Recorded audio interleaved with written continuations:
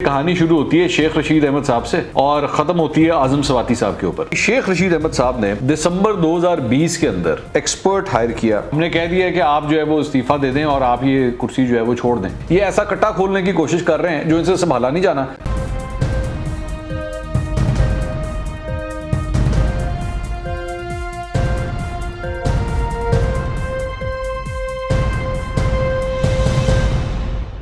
अस्सलाम वालेकुम नाज़रीन, मैं हूं मंसूर अली खान। अपने YouTube चैनल के ऊपर आपको खुशामदीद कहूँगा। सबसे पहले आपसे दरख्वास्त के चैनल को सब्सक्राइब करना मत भूलिएगा और बेल आइकन जरूर प्रेस कीजिएगा। नाज़रीन, आज आपके साथ दो कहानियाँ शेयर करनी है और दोनों बड़ी इंटरेस्टिंग है और हमारी हुकूमतें जो हैं वो किस तरह अच्छा भला काम चल रहा हो तो उसका बेड़ा गर्क करने में किस तरह माहिर हैं, ये मैंने आपके सामने रखना है। दोनों ख़बरें जो हैं वो हैं तो बड़ी मुख्तलिफ, लेकिन उनकी जो थीम है वो एक जैसी ही है।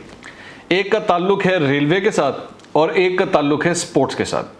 अब ज़रा सबसे पहले मेरे ख्याल में रेलवे से स्टार्ट करते हैं, क्योंकि कहानी शुरू होती है शेख रशीद अहमद साहब से और ख़त्म होती है आज़म सवाती साहब के ऊपर। तो मेरे ख्याल में पहले रेलवे की बात करते हैं, फिर स्पोर्ट्स की तरफ आते हैं। रेलवे की कहानी ये है कि जी शेख रशीद अहमद साहब ने दिसंबर 2020 के अंदर एक अदद एक्सपर्ट हायर किया जिसका नाम था जमशेद इनाम। जमशेद इनाम साहब जो हैं वो बेसिकली एक प्रॉपर प्रोसीजर के थ्रू उनकी हायरिंग हुई और इनको ये HR स्पेशलिस्ट थे। इनका मकसद ये था कि ये रेलवे के अंदर आएंगे और रेलवे के अंदर जो गोश्त मुलाजमीन हैं, अच्छा मुलाजमीन की भी मुख्तलिफ उसमें प्रॉब्लम्स थी। कुछ तो गोश्त मुलाजमीन थे जो एक्चुअली एग्जिस्ट ही नहीं करते थे, वो सिर्फ बराए नाम जो है वो खाते उनके भरे हुए थे। कुछ ऐसे थे जो महीने 2 महीने में सिर्फ एक दफ़ा शक्ल दिखाते थे और उसके बाद गायब हो जाते थे। कुछ ऐसे थे जो एक्चुअली लगाए कहीं गए थे, काम कहीं और कर रहे थे। कुछ ने अफसरों ने कुछ जगहों के ऊपर अफसरों ने वो बंदे अपने साथ लगाए हुए थे। कुछ जो है वो ऑब्वियसली अपना काम सही तरह नहीं कर रहे थे, बेशक काम उसी जगह कर रहे थे लेकिन सही तरह नहीं कर रहे थे। इनको बेसिकली लाया ये गया कि आपका काम है कि आप बैठ के ये सारा कुछ आइडेंटिफाई करें, उसको ठीक करें, ताकि हम एक तो अपनी जो रेलवे की स्ट्रेंथ है उसको हम ठीक कर सकें। अच्छा, ये साहब जो हैं जमशेद इनाम साहब, ये जमशेद इनाम साहब जो हैं इन्होंने बड़ी बड़ी मल्टीनेशनल्स के अंदर काम किया हुआ है। UK से ये पढ़े हुए हैं, इन्होंने वहाँ से ग्रेजुएशन की हुई है हल यूनिवर्सिटी से, और मैंने इनके पूरा बायोडाटा बेसिकली इनका निकलवाया है कि ये साहब कौन थे। और दूसरी बात ये है कि इन्होंने मतलब बड़ी बड़ी मल्टीनेशनल्स के अंदर भी काम किया और उनके साथ भी काम किया। अंदर से मुराद के एक्चुअली एज एन एम्प्लॉय भी काम किया और फिर इन्होंने एक कंपनी बनाई, उस कंपनी ने उन मल्टीनेशनल्स के साथ भी काम किया। पाकिस्तान टोबैको के साथ इन्होंने काम किया हुआ है, इन्होंने FWO के साथ काम किया हुआ है, इन्होंने पेप्सी के साथ काम किया हुआ है। तो इस तरह मुख्तलिफ कंपनीज के साथ, और ये ह्यूमन रिसोर्स के ऊपर जो है वो बेसिकली काम करते थे। अच्छा, इन्होंने अपना काम शुरू किया दिसंबर 2020 से अपना इन्होंने काम शुरू किया। इस दौरान रेलवे का मिनिस्टर चेंज हो गया, शेख रशीद अहमद साहब की जगह आज़म सवाती साहब जो है वो आ गए। जब आज़म सवाती साहब आए तो उसके बाद ये सिलसिला आगे भी चलता रहा, ये अपना काम करते रहे। इन्होंने क्या किया, इन्होंने जो बेसिकली को तकरीबन रफली को 55,000 बंदा जो है उसका डेटा जो है वो कंप्यूटराइज करना इन्होंने शुरू किया। और कंप्यूटराइज जब इन्होंने करना शुरू किया तो इन्होंने चेक करना शुरू किया वो बंदे कितने हैं, वो बंदे जो है वो अपनी जगह पे काम कर रहे हैं कि नहीं कर रहे। मतलब बस आसान अल्फाज में इन्होंने खाते खोल लिए, खाते इन्होंने खोल लिए कि जी बंदे जो है वो किधर हैं। तो इस दौरान अभी इनका काम चल ही रहा था कि ब्यूरोक्रेसी ने जो है वो इनकी राह में रोड़े अटकाना शुरू कर दिए कि नहीं जनाब, ये अगर इस तरह काम चला तो फिर बेड़ा गर्क हो जाएगा। और इसके साथ साथ इन्होंने सिर्फ ये नहीं, इन्होंने सिर्फ गोश्त मुलाजमीन, इन्होंने ये भी बैठ के आइडेंटिफाई किया कि जी मतलब एक तो कंप्यूटराइज सिस्टम बनाया कि जी लोग अपनी हाजिरियाँ लगाएं रेलवे के अंदर। दूसरा इन्होंने ये काम किया कि वो लोग, जिस तरह मैंने पहले बताया था कि जो 2 महीने में 1 महीने में एक दफ़ा आके शक्ल दिखाते हैं और सैलरीज के ऊपर सैलरीज लिए जा रहे हैं, उनको आइडेंटिफाई करना। जहाँ पे एक बंदे की ज़रूरत है वहाँ पे 4 अगर लगाए गए हैं तो उसको आइडेंटिफाई करना। उसके बाद जो बंदे लगाए गए हैं क्या वो अपना काम कर रहे हैं या नहीं कर रहे, उसको आइडेंटिफाई करना। उसके बाद ज़ाहिर बात है इसमें तरक्कियाँ हैं, इसमें इंसेंटिव्स हैं, कितना मिलना चाहिए कितना नहीं मिलना चाहिए, ये सारी चीज़ें जो हैं वो इन्हीं के डोमेन के अंदर आती हैं। तो इन्होंने वो सारा कुछ चेक करना शुरू कर दिया। अब लेबर यूनियंस और रेलवे के अंदर जो दीगर मुलाजमीन की यूनियंस हैं वो बीच में आना शुरू हो गई, अफसर कई बीच में आना शुरू हो गए। क्योंकि ज़ाहिर बात है HR का काम अफसरों की तरफ भी होता है कि अफसर काम कर रहा है कि नहीं कर रहा और क्या इसको एक्चुअली यहाँ काम करना भी चाहिए कि नहीं करना चाहिए, इस तरह की चीज़ों ने चेक करना शुरू की। बहरहाल उनके अगेंस्ट जो है वो पूरी मशीनरी ने काम करना स्टार्ट कर दिया कि नहीं जनाब ऐत नहीं होने लगा।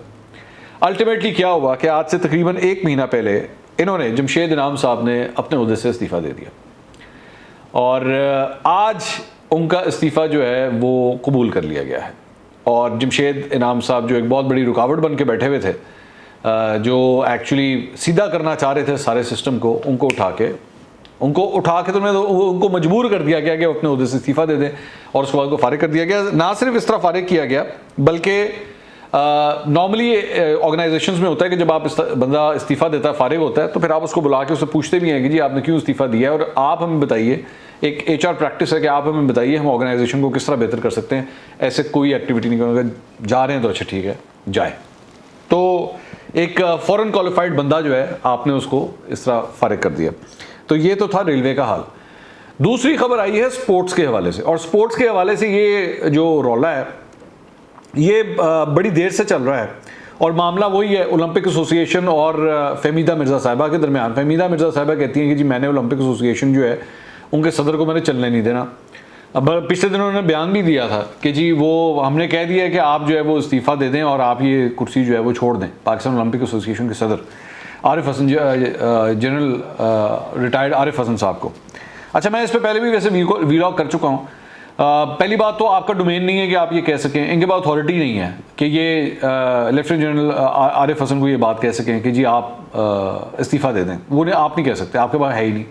ये बिल्कुल उसी तरह ही है कि आप किसी और घर के अंदर जाएं और वहाँ पे जाके वहाँ के मुलाजिम को फारिग कर दें। भैया वो आपका मुलाजिम है ही नहीं, आप किस तरह कह सकते हैं। तो यहाँ पे भी ये वैसे मतलब शो शाह के लिए आप बेशक ये कहते हैं हम एक्शन में आ गए हैं, हमने इस पर एक्शन ले लिया, ये आप बेशक 100 दफ़ा कहते रहे, लेकिन आपका डोमेन नहीं है। दूसरा, आज एक लेटर सामने आया है जिसके अंदर बेसिकली तमाम जितनी स्पोर्ट्स फेडरेशंस हैं उनको ये कह दिया गया है कि जनाब आप अपने इलेक्शन ना करवाइएगा, क्योंकि हम लाने लगे हैं एक नई स्पोर्ट्स पॉलिसी और उसके तहत जो है वो तब तक आप इलेक्शन ना करवाएं और जो अहदेदार बैठे हुए वही अपना काम कंटिन्यू करें। अब जब नई स्पोर्ट्स पॉलिसी आएगी तो फिर इलेक्शन होंगे।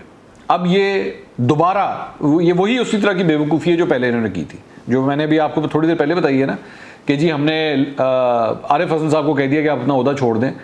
ये इलेक्शंस जो है वो हर स्पोर्ट्स फेडरेशन जो है वो अपनी इंटरनेशनल ऑर्गेनाइजेशन के अंडर करती है, ठीक है।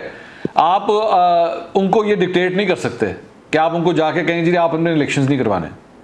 वो आपको बुला ज़रूर लेते हैं, वो आपको बुला लेते हैं एज एन ऑब्जर्वर आके आप वहाँ पे बैठे, लेकिन आप उनको डिक्टेट नहीं कर सकते कि आपके इलेक्शन जो हैं वो किस तरह होंगे, कौन करवाएगा और वो किन रूल्स के तहत होंगे, ये आप उनको डिक्टेट ही नहीं कर सकते। तो ये जो लेटर निकाल के इसकी जो कोशिश की गई है, ये बिला वजह का एक नया रौला स्टार्ट करने की कोशिश की, एक नया फड्डा स्टार्ट करने की कोशिश की गई है। अगर आपने इसको मजीद बढ़ाने की कोशिश की है, स्पोर्ट्स पॉलिसी जो लाने लगे हैं, मैं आपको अभी से बता देता हूँ, मैं अभी से आपको प्रेडिक्शन दे देता हूँ कि इससे आपकी फेडरेशंस के ऊपर पाबंदियां लगना शुरू हो जाएंगी और जब आपकी फेडरेशंस के ऊपर पाबंदियां लगना शुरू होंगी तो वो इंटरनेशनल मुकाबलों के अंदर हिस्सा नहीं ले सकेंगे। जिनने आपको रेजिस्ट किया और उसके बाद अगर आपने इनके ऊपर पाबंदियां, अगर आपने फिर भी इंसिस्ट किया और ये अपने कॉन्स्टिट्यूशन के मुताबिक ना चल सके, वो कॉन्स्टिट्यूशन जो इन्होंने अपनी इंटरनेशनल फेडरेशंस को दिया हुआ है, तो फिर उसके बाद इनके ऊपर लगना शुरू होंगी पाबंदियां। इनके ऊपर नहीं, एक्चुअली आपके ऊपर पाबंदियां लगना शुरू होंगी, यानी कि पाकिस्तान के ऊपर पाबंदियां लगना शुरू होंगी। और अगर ऐसा हुआ तो ये इंटरनेशनल मुकाबलों में आपकी टीमें जाके हिस्सा नहीं ले सकती। तो ये एक ऐसा जो है वो पंजाबी में कहते हैं कट्टा खोल दिया, ये ऐसा कट्टा खोलने की कोशिश कर रहे हैं जो इनसे संभाला नहीं जाना। बाद में जितनी देर लगेगी इसको बंद करने में, इतनी देर तक हमारे जितने खिलाड़ी हैं वो इंटरनेशनल मुकाबलों से महरूम हो जाएंगे। इंटरनेशनल टीमें पाकिस्तान में आ नहीं सकेंगी, वैसे नहीं आ रही और भी नहीं आ सकेंगी, और आपको भी कोई नहीं बुलाएगा क्योंकि वो आपको रिकग्नाइज ही नहीं करेंगे। तो जब आपको रिकग्नाइज नहीं करेंगे आप खेलेंगे किस तरह। तो मैं आपको ये अभी से बात बता देता हूं कि ये जो करने की कोशिश की जा रही है ये एब्सोल्यूट डिजास्टर है, सिर्फ इस चक्कर में कि जी हमने स्पोर्ट्स को ठीक करना है। आप स्पोर्ट्स को इस तरह नहीं ठीक कर सकते, स्पोर्ट्स को ठीक करने के और बड़े तरीके हैं, लेकिन आप जो करने जा रहे हैं इससे स्पोर्ट्स की सिर्फ और सिर्फ तबाही होगी, बिल्कुल उसी तरह जिस तरह माशाल्लाह और भी इदारों के अंदर हो रही है। अगले व्लॉग में दोबारा मुलाकात होगी। अल्लाह हाफ़िज़।